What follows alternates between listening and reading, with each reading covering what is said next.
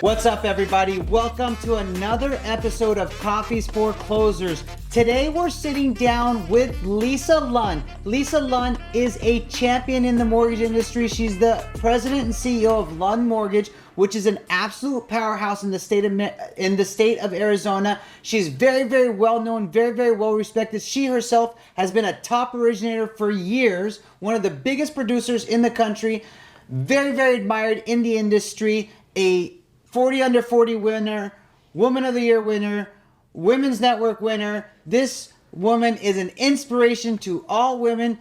We welcome Lisa Lund herself. Thank you, Lisa, for being on the show today. Thank you. Wow, what an introduction. I appreciate it. You know, I could only begin to start, the admiration and how well respected you are in the industry and how many people really aspire to be like you. So you continue to inspire so many women across the industry. You've been a leader for years. I remember, when I started attending AIM and you were doing the speaking engagements, I'm like, wow, this woman's got it going on, Yeah. So I can't imagine how many people you've touched and you continue to help. So God bless you. God bless your service for the community as a whole. And I always like to learn from you myself. So this is exciting for me to sit down with you. And and I'm going to mention on the podcast that, the show's called Coffeez for Closers. Lisa actually had a show called Coffeez with Closers before I even thought to have this show, which is crazy. It's weird. I mean, it's crazy. I thought he's not going to believe me right now when I tell him this, because I was like, this is strange that we thought of the same name, but I love it. I love it. And I said, great minds think alike. So yes, that's cool. Definitely. So, and it was all women. And it was a good time. It was my dear friends who are realtors, and we just had a blast with it. It was almost set up kind of like a View talk show. And we just talked about things and problems in the industry and how we would handle things, and it was a lot of fun. What year did you do that? I want to say probably 4 years ago. Wow. The Coffeez for Closers mantra is from the movie Glengarry Glen Ross. Did you ever watch it? No. How'd you come up with that mantra? I don't even know. It was just like something that sounded catchy, Coffee with Closers, and we thought women, we could have our coffee cups and who knows what's in them. No, I'm just kidding. So we just thought of it, and I just did, and then we made it happen. It was a lot of fun. That's awesome. That's awesome. Well, we're going to dive into it. You're a really high achiever, and what I like to start off this show with, especially with really high achievers, is how do really high achievers start their day? So what's your morning routine look like? Well, I have kids, so my household's a little crazy in the morning. How many kids do you have? 3 at home, but I have 4 total. 4 total. So 3 at home right now, 3rd grader, 5th grader, and a 7th grader. So morning's a little chaotic. Sometimes I'll go to the gym first. I have to go when everyone's sleeping in the house because that's my only time. So I'll come home, make lunches, get the kids ready, make sure they get up. My oldest, I have to wake her up about 12 times. And then Matt actually takes the kids to school while I get ready for my day at work. Nice. And I know, were you a professional, dancer? Yes. And what kind of dancing was it? So ballroom dancing. Yeah, I remember you told me you're competitive. Yes, and it was so fun. Does Matt also compete with ballroom dancing? Absolutely not.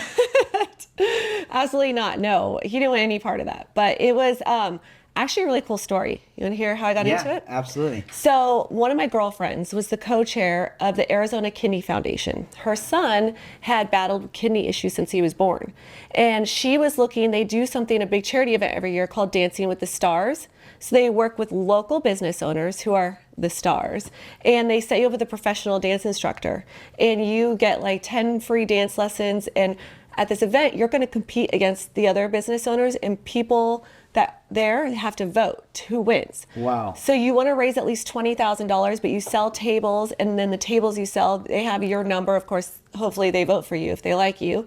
But then whoever has the most votes wins, but it raises money for the Arizona Kidney Foundation. How many years have you been doing it? I started probably 2019, and I fell in love. I've always been a dancer, but just the stress relief and the art of it was just something that I fell in love with again. Me and my wife actually, believe it or not, she actually asked me, she's like, we need to take ballroom dancing lessons. But she was a dancer, so, and I've taken lessons before, like bachata, salsa, but I've never done ballroom dancing, which seems really, really cool to do. Yeah. So you really like it, huh? It's a really cool art. And I you do would all recommend it? 9. Yes. So I do smooth and rhythm. So I do everything from the waltz, Viennese waltz, to tango, to foxtrot, to cha-cha. You name it, I can do them all. So I love it. It's gives me something to like do for myself, because Yeah. I feel like sometimes as a mom and a business owner, you're always working for others. And I feel like this is my release, and it's something that I can be proud of. That's so cool. That's Yeah. so cool. And what a unique hobby. Yes. That's a really unique hobby.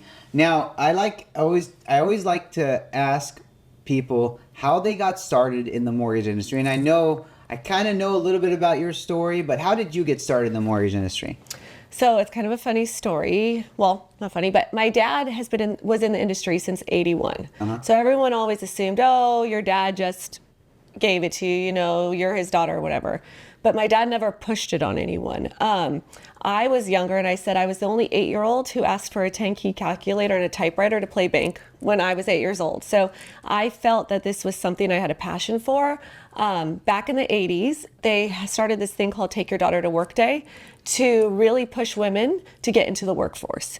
And so it was something that I remember. And he would take myself to work and my little sister, but she would just mess around. And I would sit there, and I remember when they did loan docs on the carbon paper back in the day, and I would watch the ladies like type the loan docs, and I would go pretend and sit in my dad's office chair. And it was something that was interesting to me at a young age. And then as I got older, I kept asking, what can I do? How can I make money in high school? My dad's like, okay, you want to stack these files for me? I'm getting audited. How about you start as a receptionist? I need someone to answer phones. Then I went to junior processor, then processing manager, loan officer. And then I ended up opening my own company in '09.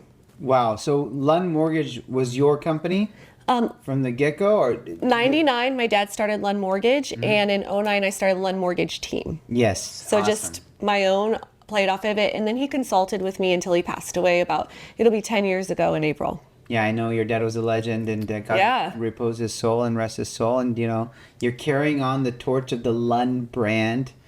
And not only are you carrying on that torch, but you're really, shining a light on just your journey and your success. And I think I'm going to go back to how much of an inspiration you are. But, that Lund brand carries a lot of weight now. Yes.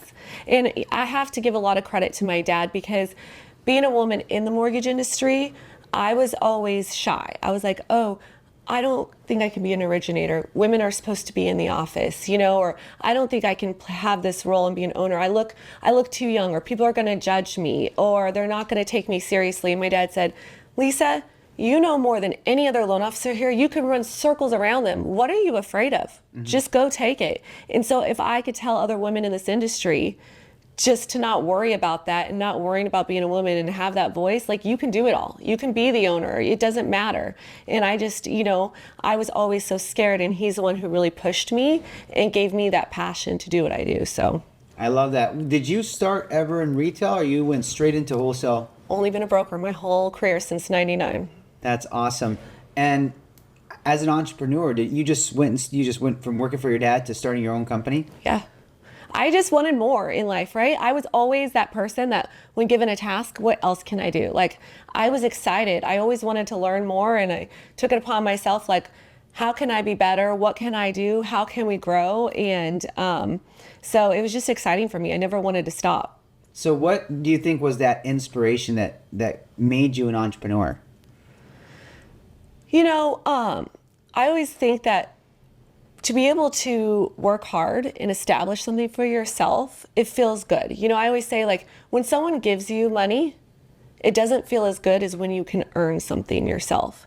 And you just feel so much better about that. And I try to teach that with my kids now, right? If you just hand your kids $100, okay, they're just going to go blow it at the mall. But if you show them what it takes to earn $100, and then they're going to look at that $100 differently, and they're going to be proud that they were able to earn that, and they're going to talk about their journey to earn that, and then they're going to think about how they're going to spend that in a different way.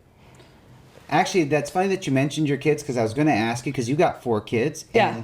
And, we struggle with, doing too much for our kids, and we grew up differently than our kids, right? And you have an incredible work ethic. You're very, very successful, very, very prominent in the industry. How are you teaching your kids your grit? leading by example. I mean, it's hard, right? We all want to give our kids what we didn't have. Yeah. So, I mean, I'm not perfect at it, but they've seen myself and my husband working. I mean, they come to the office, they see what we do. They're a part of our day-to-day. They see how we help clients. We take them to events. They know what we put into and work, and we show them the value of that. So they're with us every step of the way. I mean, we've spent many nights together in the office, or they're seeing us working on Saturdays in our home office, and they've been on trips with us. So I think by them seeing how we are and what we do and what we're passionate about, it's just gonna, I mean, they've already started 3 of their own businesses. Your kids have? Yes. Which ones? Slime Company, and they want dance clothes, which are expensive. So they put it on themselves and they started their own resale of dance clothes to all the other dance moms. And they make money. And they did a slime and they literally put it out there, and we had people like buying it online, and Matt and I are having to go to the store and like ship it for them. I'm like, did you guys even know? Like, now we're having to ship everything for you guys. Like, it's crazy. But yeah, so they understand, you know, they want that passion. They want to make money on their own, and they want to work hard for it. So you're instilling that entrepreneurial spirit at a very young age in your kids, and that's really admirable. And I ask people who have kids, and not a lot of guests I've had on the show have 4 kids. Like, you got 4 kids. So I'm crazy. You know, I'm a father of 4 as well, and I'm always looking at, you know, hacks to make my kids better. Yeah. You know, how can I get them working harder? What do I got to do to get them, you know, to be good students and to be, you know, high achievers and to excel at whatever sport and academically. So, you know, it's like us parents of 4 have to stick together on that. Yes. Yes, because you do want the best for them. And yeah. You know, and school's so important, and I think it's just staying involved too in their lives. I'm constantly checking, you know, I get emails of their grades, and if I see something, maybe they had a bad day on a test, hey, are you able to retake this, or do you need us to help you study? And I think just being an involved parent and understanding that kids go through just as much as emotions as adults, and you have to just work with them and encourage them. I love that. Now, you're such a powerful female figure, right? But such a powerful voice. And you've been so resilient through all the different tumultuous times in the mortgage industry. You've been through ups and downs and way down. And way yes. Up. Like, how have you been able to overcome all these tribulations and these obstacles? You know, so my husband Matt and I, funny story, we got married in 2008. The worst time in the mortgage industry. And I had stolen him over from retail at Chase in 2007. So told him how great the broker world is, right? He comes over from Chase. 2007, we get engaged, we're getting married in 2008, and the mortgage hits, you know, the fan, right? Especially for the broker world. I mean, we went from like 50% share down to like nothing. And especially in Arizona, like a lot of the brokers were gone. And so we figured, instead of fighting the market, instead of worrying about it, what can we do we're not afraid of change, right? What do we need to do to get through this time in the market? And I think the same thing within the last year. Instead of being fearful of it or saying, you know, we're just going to sit here and, you know, rates are up and this stinks. Like, what can we do to take advantage of this? How can we shift? How can we change? You know, we're going to do HELOCs now. We're going to push this. Where is there here? How can we help people? Instead of worrying about it, you know, we're not afraid to shift and change. That's what we're always doing, is changing. Yeah, you're malleable to whatever the market circumstances are. Because you can't control it. You know, people don't know who Matt is, your husband. Yeah. But I think it's notable to mention that he's one of the top originators, like, of all time. Yes. And he's an absolute stud, as are you. And it's like, I love to see a powerhouse couple like you guys, because 2 people that dominate is just a huge inspiration to many. And you know, you always want to have a great partner like that. So what a blessing it was. And I never heard the story that he worked at Chase, and you know, how did you guys become so great at origination? Like, you guys are legends, right? Yeah, a funny story about when we met, by the way. He asked me what I did, and I said, I'm a mortgage broker. And he's like, who would go to you for a loan? But he did not mean me personally. He just meant the broker world, right? We were 24 at the time, and everyone had the mentality of like, I just go to the bank to get a mortgage. He didn't even understand, you know, what a mortgage broker was. So that was a funny story. And I think really when it comes to origination, it's not about selling something. I always say that, you know, especially with women don't sell, they relate. People want to work with you because they want to know that you are looking out for their best needs. And it's not a transaction. It's not, we don't treat people. We want people to come to us and then come to us again, send us their kids, send us their grandkids one day. We want to be around forever. So I think it's the passion and how we come through to our clients. So again, yes, Matt is an absolute stud, top originator, but it's his care for people and what he shows them. He gets to know who they are. I mean, he still has clients that like text him. He's a Chiefs fan. I know, we'll forgive him, but he's a Raiders fan, right? We have a client that texts us every game. Like, just remembering those things about them and building the relationship and understanding, like, you're not selling something. You're putting yourself in their shoes. You're relating with them. You're understanding that a mortgage is the largest purchase of their life, and you have to put yourself in their shoes. Love that. Now, you started Lund Mortgage Team. Yes. What made you start your own company? Why didn't you just, work for your dad's company? So after the crash, right, there was a lot of stuff going on in the industry as far as my dad had a bunch of loan officers back in the day.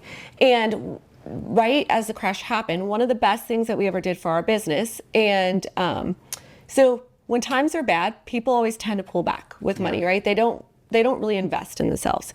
And my dad taught me this also. He said, we are going to get a mortgage coach and we're going to spend the money. And I said, well, times are tough. Why are we going to do this? He goes, because it's the right thing to do.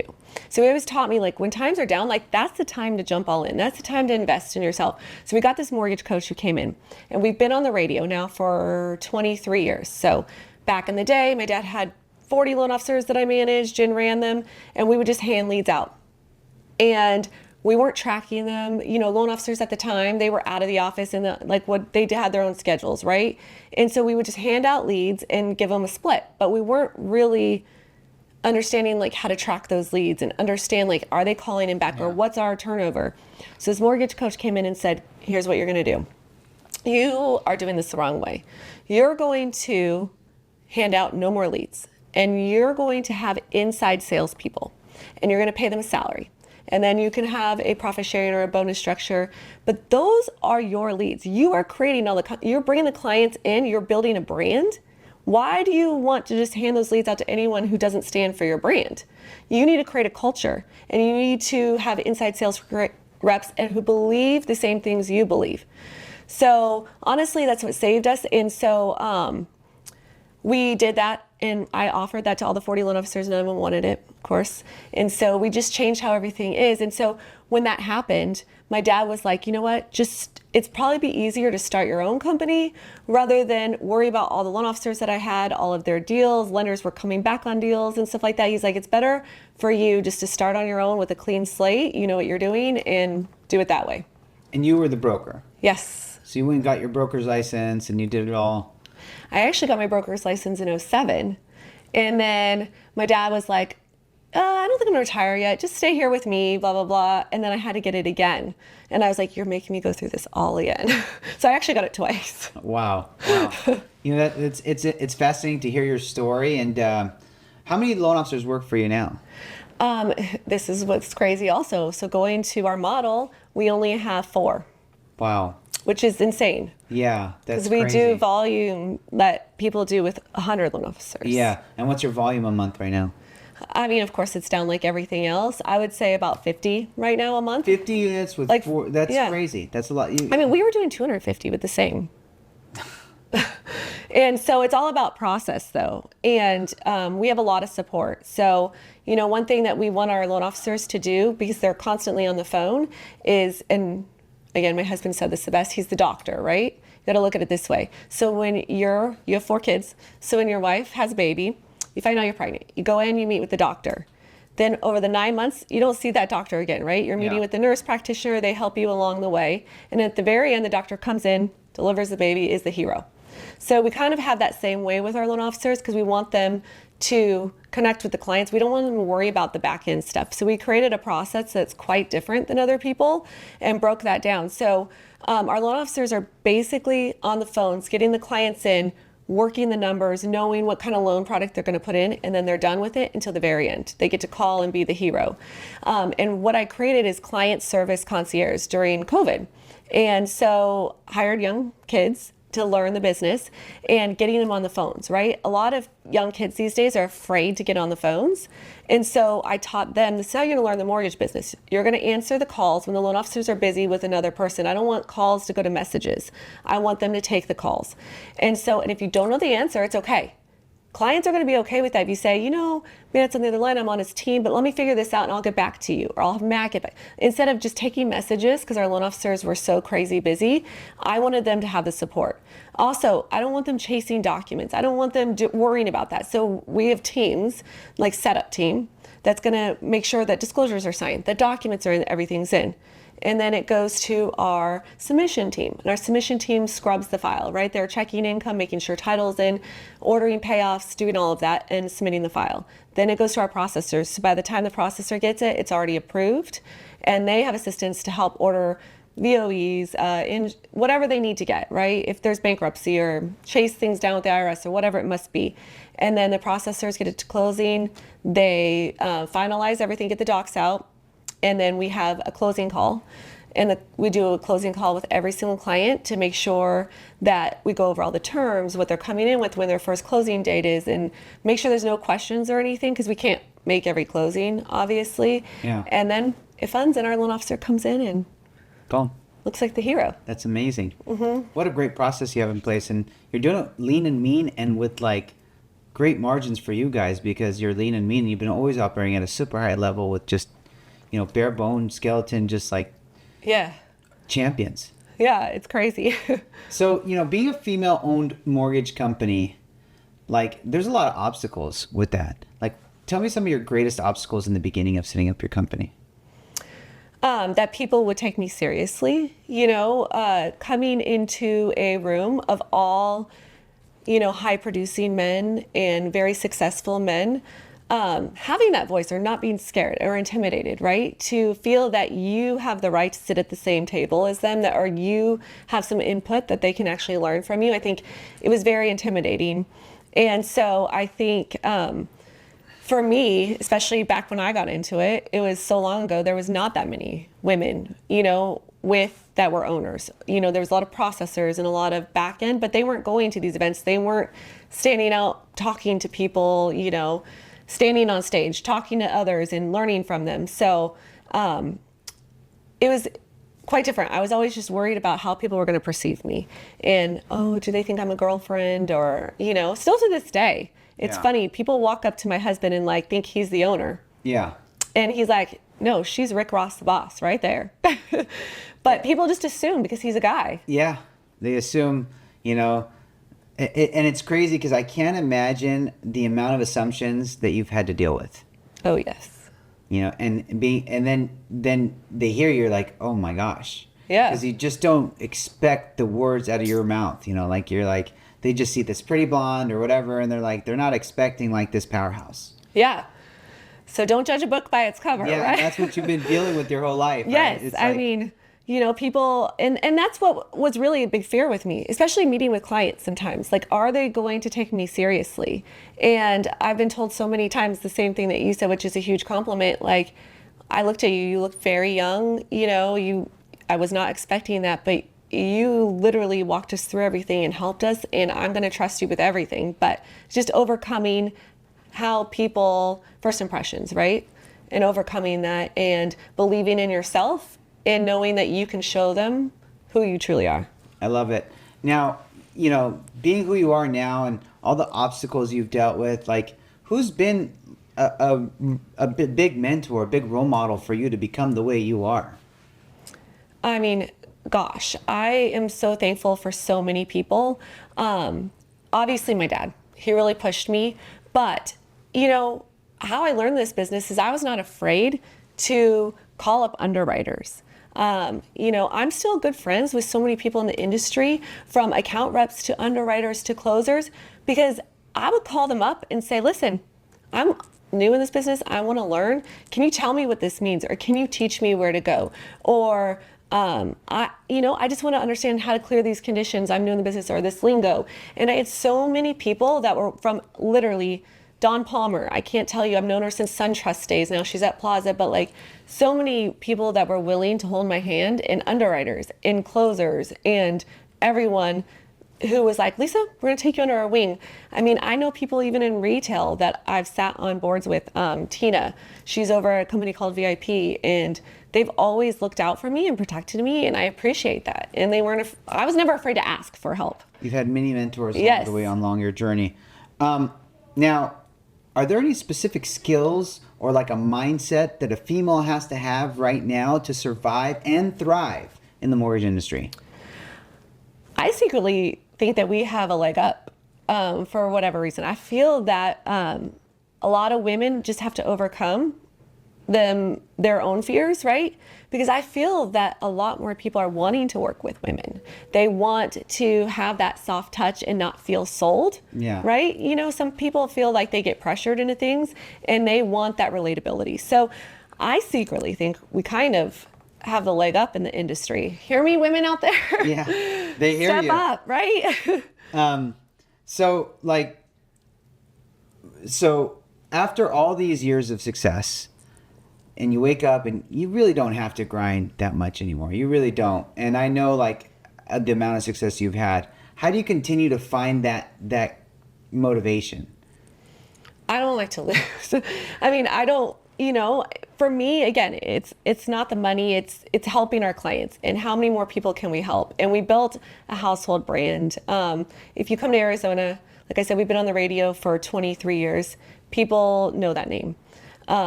People know the name outside of Arizona. Yeah, as well. Yes, yes. So really, You just dominate Arizona. yes. And I want to build something that, I said I have 4 kids. My oldest is 25. He works with me. So technically 3rd generation. And so for me, my passion and I want to keep going because I want to build something that's not just like, oh, I had a mortgage company back in the day. That was the day, you know. Now it's 3 generations of Lund. Carrying it on. And I hope that maybe my other kids, my daughters will want to get into it. No pressure, because I feel like if you don't have, like I have sisters, right, that are not in this industry, because you have to want to be in this industry to be good at it. You have to want to do this every day. We're crazy a little bit, right? Yeah. We have a little bit. Entrepreneur's crazy. Yes, so it's not something like you're gonna wake up one day and like, oh, I'm just gonna take the easy road and just think I'm gonna be a loan officer. Think I'm gonna start a mortgage company. Like, you have to want to do it, and you have to want to wake up every day, and you have to want to deal with a lot of things that other people don't want to. So for me, what keeps me going is I want this to continue and be a household name and carry it on for generations. I love that. Now you have 4 people that work there at Lund Mortgage, and you guys are all animals. How are you fostering such great talent within your organization? Just showing that you care, right? Being a normal person. And I'm in the weeds with them every day. It's not like, hey, I'm your boss, or I'm Lisa and I own the company and I'm better than y'all. You've never been like that. No, ever. No, I'm in there every day and we're working together. We're coming up with solutions together. Like, this is what I'm seeing, or here's what I'm up against. And, so we put our heads together. We're constantly always, I always say there's no problems, there's only solutions, and we got to find the solutions, right? And so I'm very solution oriented, and it's not like dwell on, oh my gosh, we're faced with this. Okay, how do we fix it? Or I messed up. Okay, but how are we going to fix this? Let's make this right. What do we got to do? And you only can learn from there.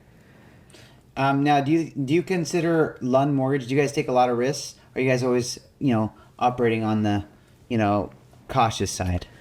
I would like to say that I'm kind of cautious, but I'm really not. I mean, we're still on the radio, right? That's not cheap, even in the down times. And we're still investing in ourselves, and we're not afraid to take those risks, right? I did learn from my dad, and in fact, in 08, it was really crazy. He said, we got to stay on the radio. I'm going to take out a loan.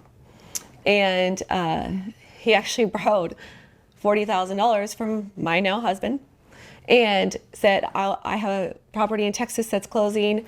I'm going to pay you back with interest. But Lisa, the most important thing is stay on the radio. Stay and invest in yourself. Most people think when times are tough, the first thing they do is they cut marketing cost. That's a wrong thing to do. You need to keep on with your marketing because times are going to get better again, and you don't want people to forget who you are. Whatever you're doing for marketing, whether it's Facebook, whether it's Instagram, whether it's, buying leads or working on realtors, the times that are down, that's when you need to put more in. That's when you need to jump full in, right? And it's just going to pay off down the road. People don't have that mindset though. They go, oh, I had a bad month.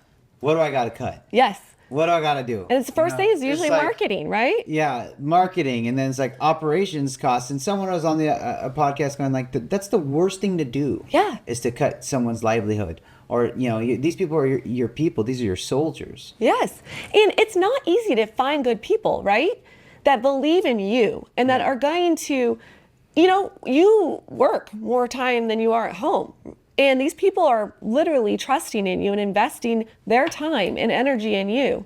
And so I believe in the same thing. I would not take a paycheck before I ever let my staff go, because these are people that believe in my vision and show up every day for me and my family. I need to be there for them and their family. That's awesome. Yeah. Now, I like to close the podcast with a couple questions. Okay. The first one is, when you get in front of the pearly gates, what do you think God's going to say to you? I hope it's good. I would like to think so. My passion is to help others. I'm not perfect, like anyone else. I have my own issues, but I would like to think that if it was based on how I treat others, he would smile. I try and do my best every day. I'm not perfect again, but hopefully he'll have open arms for me, and that I can see all my loved ones too that I miss dearly. And it's, I see this trend, with leaders that are faithful people. It's like they do their best. What can we do? We're going to serve. We're going to help others. We're going to get better every single day. And that's it. May God have mercy on us. That's you only have one life. And my dad told me a long time ago, he said, no one's ever going to remember what you said or did, but how you made them feel. And I literally took that with me forever, because my dad had over 500 people at his funeral, and it was crazy. And I'm getting a little emotional, but it's kind of crazy because we still have clients to this day, almost 10 years later. Like, I was just at the Phoenix Open, right? This guy came up to me, oh, Lisa Lund, Lund Mortgage. I did my first mortgage with you. Your dad came and sat in my kitchen. He was wearing a red shirt. He was the best guy ever. I'm like, he's been gone for 10 years, and the guy still remembers what shirt he was wearing. Yeah. It's crazy. You don't have to get us emotional, he says. I know, but I'm just like, if people could just understand that, like, life would be more simple, right? Yeah. Like, it's not about what you do or what you say. It's like, just make that person feel good and treat them right, and everything's fine.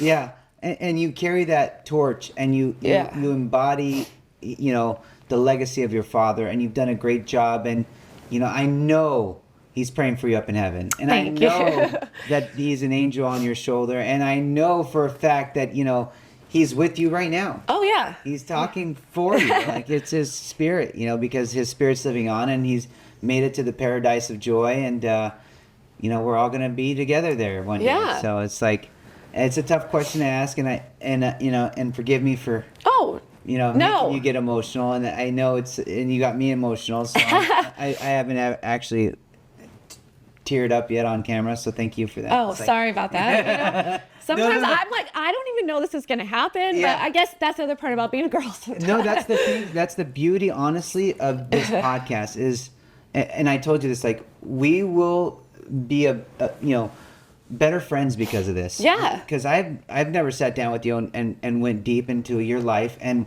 what inspirations you have and what makes you such an incredible leader, and what motivates you, what drives you. And I'm thankful for this opportunity to learn from you, because you've always been an inspiration. And the women watching this show today are going to be like, wow, Lisa's amazing. Like, I want to be like Lisa when I grow up, So this video will carry on. It'll carry on for years. And your passion, your drive, your enthusiasm, it's going to carry on, and it's carrying on in your kids, and the Lund dynasty is going to carry on. And how cool that your dad started that. Yes, like, it's really exciting to actually see my son involved in the hopes I have. And when I see him learning new things or asking or, putting in extra, like, when you own something and you care about it, no one is looking at like, oh, it's 5 o'clock, right? I'm going to pack up my things and get out. And I feel that's why our team is so great. It's not just my son, but everyone there. It's like, they're not watching the time. It's, when are we getting done with this client, and who did we serve today? And then when we're done doing that, then we're leaving, So I think creating something like that is so important. That's awesome. And, obviously I have 4 kids, and I'm building a company, or built a company, and do I want my kids to be in it? I want some of them to be in it. We just want to make sure that our kids are they have our drive, our grit, our inspiration. And no matter what they do, yes. Yeah, exactly. And we'll support them in any of those. One last question I have for you, because I think the listeners are impacted by this, and I myself for sure am impacted by this. A three-pronged question. I close out every podcast with this question: is what's a personal goal for you this year? What's a family goal for you this year? And what's a business goal for you this year? Okay, so personal goal I'm going to go back to is the dancing. I kind of let that go, and it was something that I needed for myself. And recently I was reminded of that running into someone who's like, I will go do it with you. And so sometimes I feel like as a mom or a business owner, we find something that we love, but we're the first to drop that. So personal goal would be to maintain and make sure that I am doing that, because then I'm just a happier person. So I would say that. Business goal is a tough one. So I've done a lot of things this past year that I said I would never do. So don't ever say that in business, right? When you say it, it's going to happen. So I would say I'm huge on education, and I want to do a lot more with that. I want to do more videos out there for the consumer. I think education is huge, especially even at a high school level, right? We're not taught finances. We're not taught financial literacy is just credit. non-existent. Yes, so I have a passion for that, of educating others, right? I didn't know this stuff, like how credit worked, and you know, you got to pay your bills on a certain time, or how you build credit and why you need it, and understanding how to save. You know, one thing I also teach my kids is, you know, when you make, it doesn't matter how much money you make. You need to put in 3 categories. You know, you need to pay your bills, right? You need to pay yourself, and by that, whatever you choose to do, invest it in something. You know, people like crypto, people like stocks, people like this or that. Invest in yourself, and then the rest is your free money.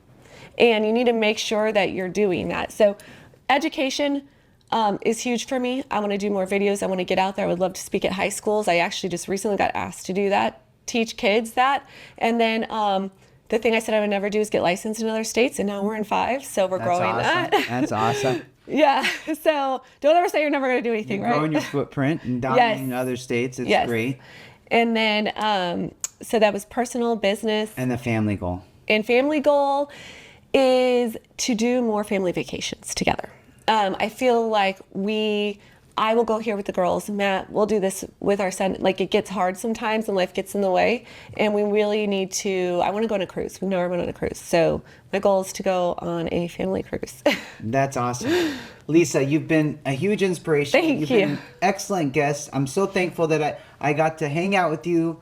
Yes. Share a lot of emotions with you. Most importantly, get to know you a lot better. You're a friend. You're a dear friend. You're much, much more of a dear friend now. And I'm thankful for this relationship. May it be bountiful. May it be fruitful. God bless you. God bless your family. Thank you so much for coming on today's show. Lisa Lund, everybody. Lund Mortgage, the best female entrepreneur out there. Follow her. God bless, guys. Thank you, Lisa, for attending. Thank you. I appreciate it.